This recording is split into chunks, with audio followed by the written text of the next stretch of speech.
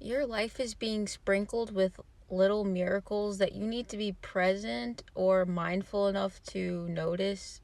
So it's sort of like, I think that we can get distracted looking for the big sort of tower moments in regards to like, oh, okay, so if like I'm getting rewards or like blessed, or good things are materializing for me, that should look drastic.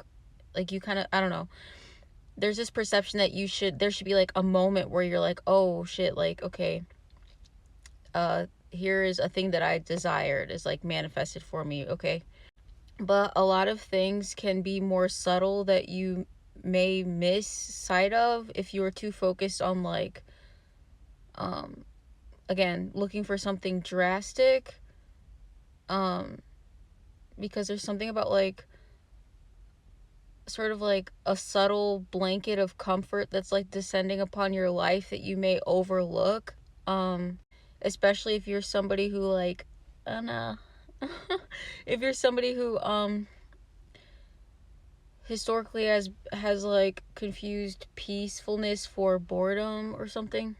Because I'm getting that, like, especially this week, or just whenever you see this, the energy is giving that like, um there has been some miracle in regards to like your perception of your reality. So that could look like, um and it's things that you wouldn't notice if you were not being super present or mindful in the moment. Like, you know, all of a sudden you realize that when you wake up, you're not dreading the day, and you're able to just like wake up and do the things that you need to do, I guess. um Without having that internal monologue of like, oh, I don't feel like doing this, oh, I can't believe this is my life, why do I need to do this, blah blah blah. It's like that whole internal monologue is gone, and you just are sort of like, I don't know, I don't even want to say like you're peacefully accepting your current reality, but there's this sense of like inner knowing or excitement for where your life is headed, as opposed to a sense of dread in regards to needing to tackle every day.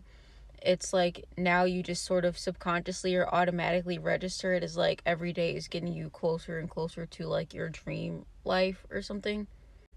It also could be that like some like another manifestation has recently come into your life, and then that is kind of like having like a trickle down effect on other areas of your life, to where you just like fundamentally enjoy your everyday more because of this thing. So that could look like, if you made like a new best friend, or you got a new pet, or you have a new job that you actually love, or you're starting to see results in regards to something that you were working on. So where like, especially if it's like a glow up goal, so you switch from, dreading going out and getting dressed to like actually enjoying that process because you like what you look like or something.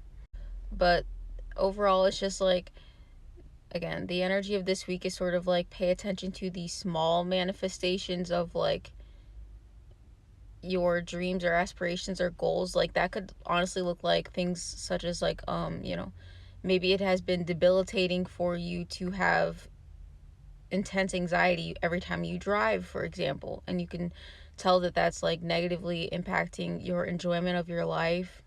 And then, you just start to notice that you aren't having spikes of anxiety or anything when you drive. It's just like, it feels like, brushing your teeth, which can be very significant for people who've, again, had debilitating anxiety in regards to certain things. So, it could look like a lot of things, like, things that used to trigger you don't trigger you anymore, or, you're finally over that ex and you're genuinely like emotionally detached to where it doesn't even sting anymore, and you're not holding a grudge. Like, you've just like forgiven and let it go.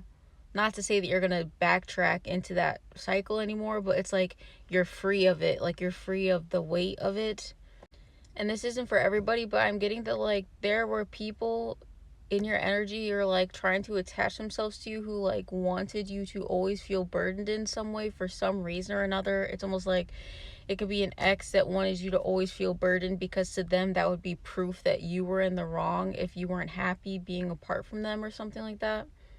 And also it could be like family members that you cut off or something, who like want to see you struggle, because then it like, then they'd be like, see, well, they're not doing well, that's how you know that they were wrong to cut us off. When I'm getting that they like did terrible shit to you, so that was like an illusion or whatever. But I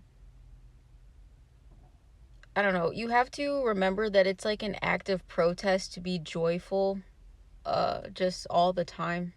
You may be around people or have had experience being around people to where like if you would express joy authentically, like laugh or smile or something, you would be like interrogated like, oh, what's so funny, or like, why are you laughing?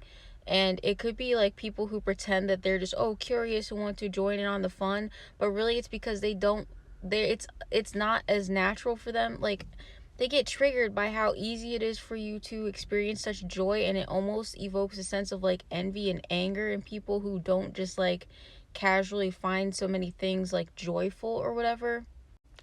And you have to understand that like even if people uh like consciously think that they're just asking because they're curious, that I'm just like getting this sense of like this energy of people around you asking you like, oh, what are you laughing at on your phone, or like, what's so funny, because they feel like they're a joke, so they're like, oh, they're laughing at me, but that's their own insecurity, which isn't your problem. It's another thing, like another point of this is that like they don't feel joy that freely unless they're like laughing at somebody or like making fun of something or saying something mean spirited, so they don't understand that you could just like be having a pure innocent expression of like joy.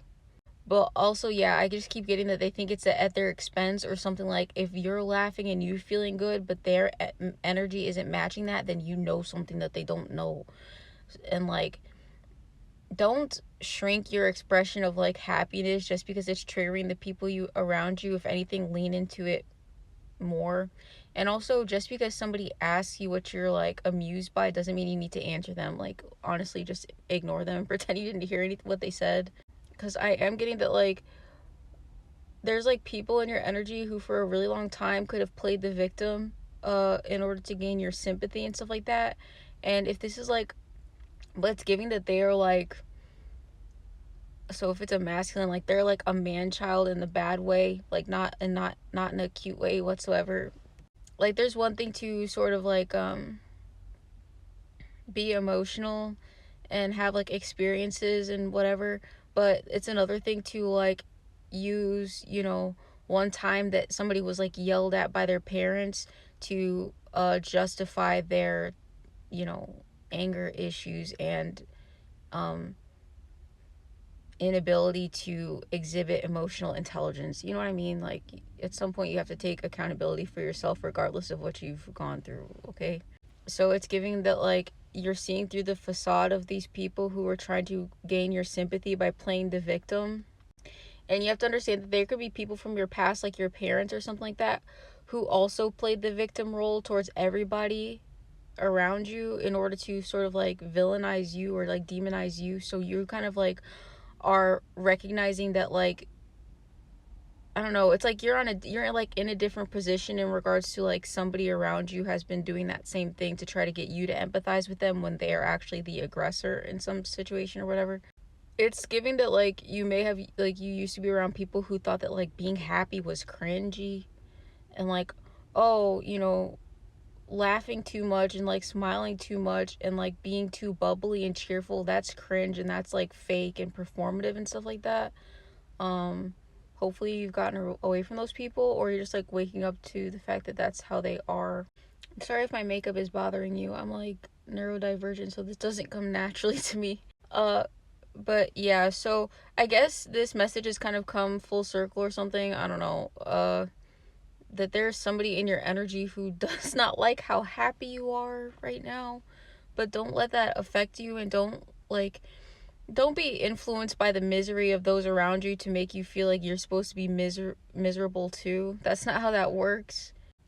Stand firm in like your embodiment and sort of like expression of your highest reality.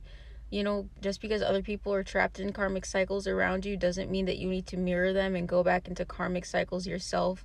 And you don't need to slow your growth and healing just because those around you are, you know, stuck in like the quicksand of their own mind and emotions that they can't escape or whatever.